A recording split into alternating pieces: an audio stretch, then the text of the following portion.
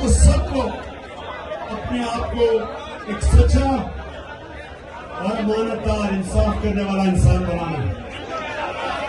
दुनिया में अगर इज्जत चाहते हो इन दो चीजों के ऊपर खड़े हो। अगर दुनिया में इज्जत चाहते हो तो गैरत ला इलाहा इल्लल्लाह से आती है। ला इलाहा इल्लल्लाह इंसान को गैरत देता है।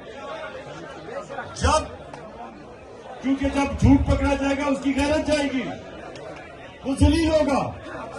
इंसान चोरी करते हुए डरता है क्योंकि उसको खौफ होता है कि मेरी अगर चोरी पकड़ी गई तो मैं जलील होऊंगा। गैरतमंद आदमी ना चोरी करता है, ना रिश्वत लेता है, ना झूठ बोलता है, और गैरतमंद आदमी के सब इज्जत करते हैं। मैं एक आपको सुन रहा, मैं अब आपको एक अपनी जिंदगी का तजुर्बा बताता हूं। मेरा घर बन रहा था,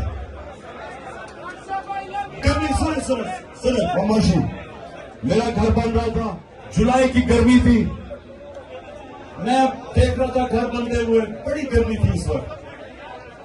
सारे मजदूर गर्मी में थक जाते थे, कोई बैठ जाता था दरख्त के नीचे, कोई सांस लेता था।